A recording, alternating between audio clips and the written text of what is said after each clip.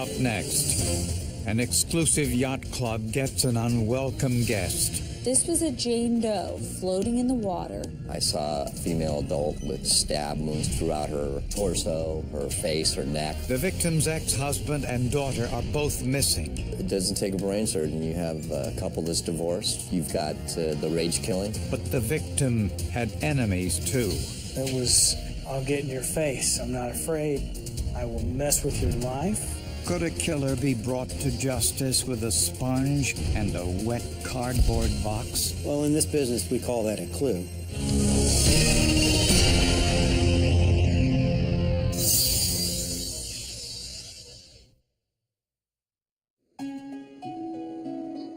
Newport Beach, California, is one of the wealthiest communities in America. The beach communities south of LA are absolutely beautiful. It's prime real estate, costs a lot of money to live right on the water.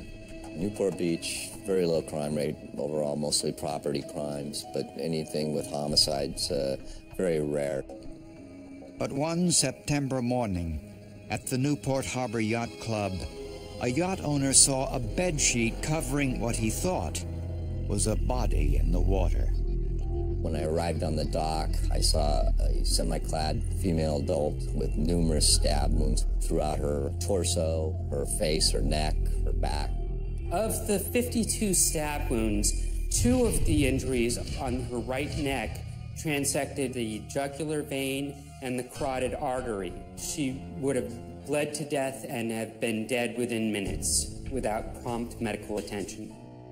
The victim hadn't only been stabbed multiple times, but there were weapons still with the body. A knife in an eye tells me that this is someone who absolutely hated this woman. I've had numerous stabbing victims, but nothing with the stabbing instruments still inside the body. Wrapped in the sheet, investigators found a second weapon. A knife that was caught in the folds of one of the beddings and still had some blood and some skin tissue on it. But the victim had no identification, and it was difficult to tell how long she'd been in the water. In this case, the effects of the water on her fingers obscured them to the point that a positive identification was not initially established by that method. Investigators found a potential piece of evidence about 100 yards away. There was a cardboard box near the body, and we thought that it might have some connection to the decedent, so we seized it. The box once held a 27-inch television, and detectives thought it might have been used to transport the body.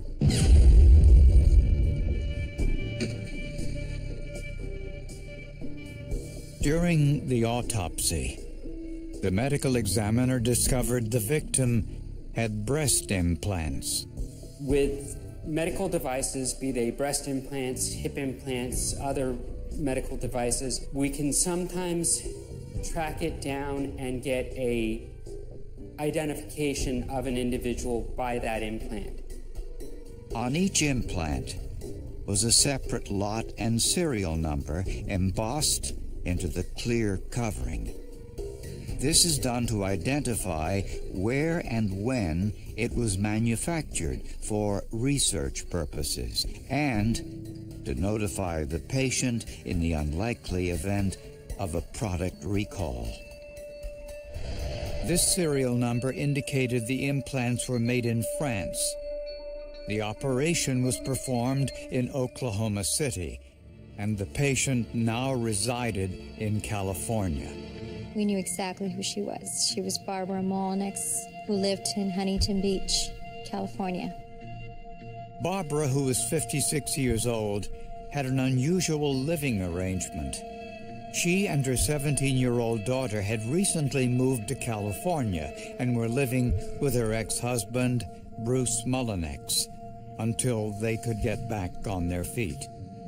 They decided to reunite as roommates only to see their daughter go through high school. So it was a temporary situation based on finances. And information on the television box found in the water near Barbara's body indicated the murder might have happened in Bruce Mullinex's home. Started doing an investigation on the SKU number and the address packing label. Finds out that it was sold in a commercial store in Huntington Beach. That television was purchased by Bruce Mullinex, the ex-husband of Barbara Mullinex.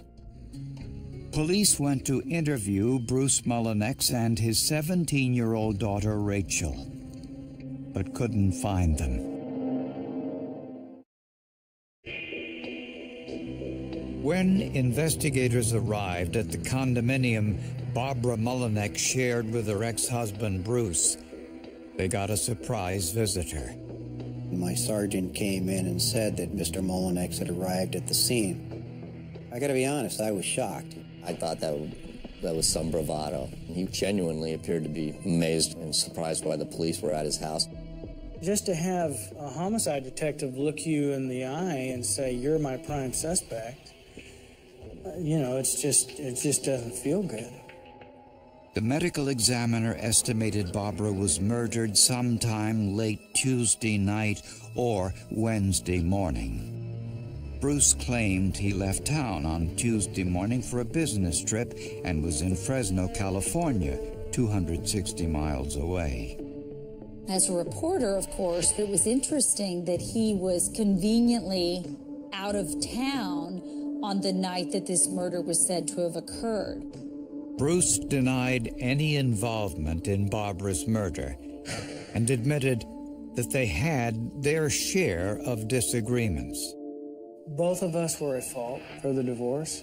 From my perspective, the largest catalyst was the fact that Barbara was beginning to drink more and more, and her personality was changing radically when she became drunk. A search of Bruce's condo showed no signs of forced entry, but the mattress and the box spring in Barbara's bedroom were gone.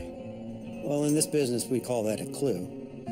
Crime scene technicians sprayed the room with leucocrystal violet, a chemical that turns purple in the presence of blood. I could tell by the amount of blood spatter that was in there and the blood staining that was in there that someone had bled a lot in that room. And it was clear the killer tried to clean up the blood. In the kitchen was a box of latex gloves, and on the bedroom nightstand was a yellow sponge. Blood was observed on the sponge, a red stain, which later turned out to be blood. So that was a very significant piece of evidence in the case. Investigators found something else in the kitchen, too. The knives in the kitchen drawer matched the knife that was found in the eye socket of Barbara Mullinex. It was very distinctive. It was a cross-cut similar to a pineapple design. Entire sections of the wall were removed for examination. One very clear print survived the cleanup. When criminals are in the midst of committing their crime, they definitely sweat more, producing more residue and actually sometimes making a clearer print. In this case, it was easy to determine what I was looking at. It was actually in the shape of a full palm print. It had all 4 fingers. It had the side of the palm. Investigators compared the bloody prints to those of Bruce Mullinex. The prints weren't his. Every crime show I've ever seen, the ex-spouse is always the first person you have to eliminate. So I wasn't shocked or surprised. But where was the Mullinex's daughter Rachel? Bruce didn't know, and neither did investigators. Prior to Bruce Mullinex returning home, my concern was that Rachel had been harmed also, had been murdered.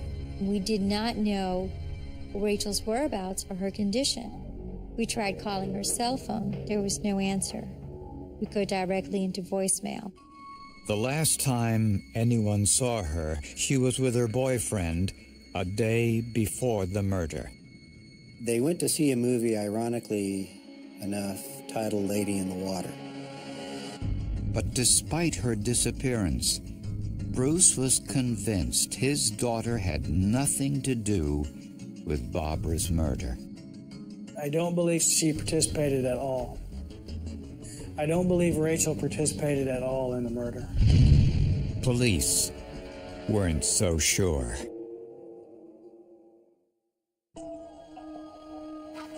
Investigators questioned the neighbors living near Bruce Mullinex's condominium, asking if anyone saw or heard anything suspicious around the time of Barbara's murder. One of the neighbors that lived immediately next door said that he was awakened at about 2 in the morning by yelling and thumping that went on for 30 to 45 minutes.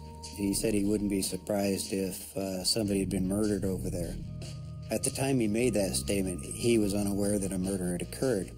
Since Bruce Mullinex was out of town, the only other person who would have been at the condo was their 17-year-old daughter, Rachel, who was now missing. Because she was so young, 17, I think the authorities might have been concerned, at least very early on, that something might have happened to her as well. Rachel's father told investigators Rachel had a boyfriend, 21-year-old Ian Allen, and that Barbara wasn't happy about it. When Ian Allen came into the picture and Rachel not only fell in love with him, but talked about getting married to this young man, I think Barbara saw herself alone. When Barbara realized that Ian was having sex with her 17-year-old daughter, she threatened him with the statutory rape charge. Later, when cooler heads prevailed, Rachel asked her parents for a signed statement, a guarantee Barbara wouldn't threaten the statutory rape charge again. Barbara and Bruce agreed. My thoughts on this were we would probably stand a better chance of embracing it and having them spend more time with us, or at least as much as we could encourage, as opposed to making it a clandestine type of relationship. It ultimately told me who was in control of that house. But a week before Barbara's murder, there'd been a major confrontation. When Rachel wasn't home at her 1 o'clock curfew, Barbara drove down to Ian's house and made a scene by screaming and banging on the door to wake everybody up. She embarrassed her, absolutely. She deserved it. And when they got home, she grounded her and said, "You're not going to see this boy." Ian had never met anyone like this. It was, I'll get in your face. I'm not afraid. I will mess with your life. I'm going to threaten you. I'll go to your parents. I'll go to your little brother's school. I'll go to your job. I mean, this is the way that Barbara was. But Rachel made it clear she had no plans to end the relationship. No one says no to Rachel Mullinex. Then, a background check revealed a startling piece of information. Police in Tampa, Florida, had once investigated a physical confrontation between Rachel and her mother. 2 years, exactly 2 years before Barbara Mullinex was murdered, in Florida, she was attacked with a knife by her daughter Rachel. Her arms had been slashed. But Barbara refused to press charges. Barbara would say the cruelest things that anyone can say to anyone, let alone a mother to a daughter. She would say those things to Rachel. 99% of the time, it was only when she was drunk. Now, after Barbara's murder, Rachel and her boyfriend Ian were missing. Investigators visited Ian's parents, who said they hadn't seen him for the last 2 days. They also said the family's .38 caliber pistol was gone. Since Ian lived at home, the Allen family consented to have their home searched, including their computers. We found out through forensics examination of the computers that the day of the murder, somebody used a computer in Ian Allen's home to look up directions to Tampa, Florida. Law enforcement nationwide was on the lookout for Ian Allen's truck. When Ian used an ATM card to get cash in Sulphur, Louisiana, police converged on the area, and both Rachel and Ian were arrested. Shockingly, Rachel told police she had nothing to do with her mother's murder. She claimed Ian had kidnapped her against her will. I was asleep. It was the middle of the night. I heard my mom scream my name. I ran in her room and I saw Ian standing there on top of her, stabbing her. I tried to push him off and he pushed me off and knocked me out. But would the forensic evidence prove her story true or false? Once in custody, Ian Allen confessed to the murder of Barbara Mullinex. He insisted he acted alone. Did you go there intending to kill her mother? I was going there intending to threaten her, to scare her, and it got out of control very quickly. Meanwhile, Rachel Mullinex insisted she was an innocent victim. Her story was that she had been kidnapped and that she had been knocked out by her attacker. She woke up hours later in a motel room and had no doing whatsoever with her mother's death or the disposal of her mother's body. No one will tell me anything what's going on. You are under arrest for the murder of your mother. Do you know that I was kidnapped? Do you know that? I know that's what you're saying. What do you mean that's what I'm saying? We have physical evidence to the contrary. What do you mean? What Rachel didn't know was that investigators had forensic evidence that tied her to her mother's murder. Rachel's DNA was found on the yellow sponge in Barbara's bedroom. The sponge used to clean up Barbara's blood. Rachel had said that she had no involvement in the homicide. So to find her DNA on a sponge that was used to clean up the crime scene put her in that crime scene. The television box found floating near Barbara's body was closed using duct tape, the same brand duct tape found in Ian Allen's truck. Super glue fuming on that tape revealed Rachel's fingerprints. I was able to identify 3 fingerprints to Rachel Mullinex. It was her left middle fingerprint and her left ring fingerprint. To have Rachel's prints on that duct tape, I'm sure, police felt as though they'd hit the jackpot there. On the handle of Ian's .38 caliber pistol, investigators found his DNA, and they also found Rachel's DNA. Why she didn't use it to get away from the kidnapper, I don't know. Seems a little strange to me. The almost full handprint found in blood on the wall of Barbara Mullinex's bedroom was Ian's. The forensic evidence confirmed what the medical examiner had theorized from the beginning, that at least 2 people were involved in the murder. The totality of the wounds and the evidence, it is more consistent with more than one individual than with one. And text messages provided final proof of Rachel's involvement. Rachel told police she went to bed around 10 p.m. on the night of the murder, and the noise of Ian attacking her mother woke her up.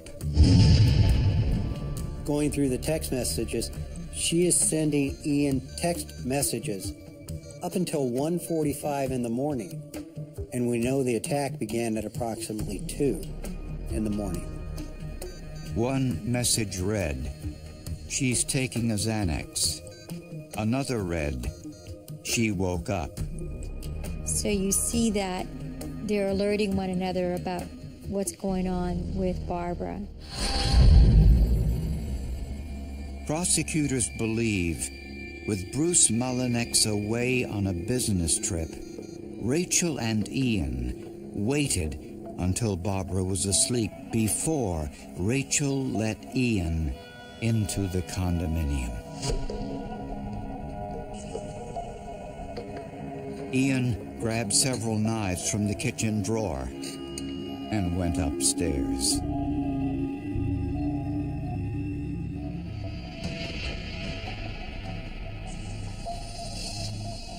The evidence suggests they both went into Barbara's bedroom. She was stabbed over 50 times. Blood spattered the walls and ceiling and soaked into the mattress. At some point, one of them plunged the butter knife into her eye while she was still alive in an evil act of spite and contempt. Rachel used a sponge to clean the blood, leaving her DNA. Ian left his finger and palm prints on the wall.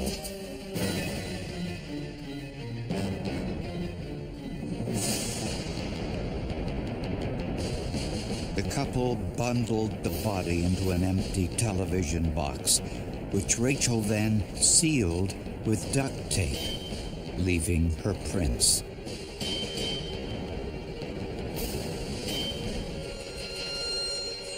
Later that night, they dumped Barbara's body into the Pacific Ocean.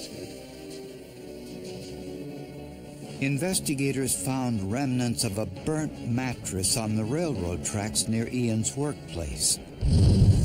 Prosecutors think this was where Rachel and Ian burned what they thought was the last remaining piece of evidence.